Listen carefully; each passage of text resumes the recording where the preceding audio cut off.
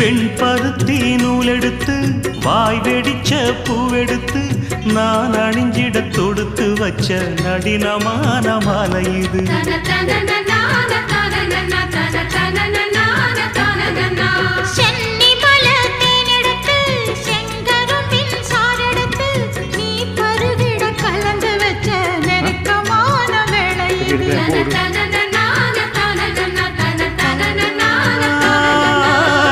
ராசாத்தி உடம்பிருக்கும் ரவிக்க துணி நானாக அன்னாடம் சூடி கொண்ட ஆசை வச்சாகாதா.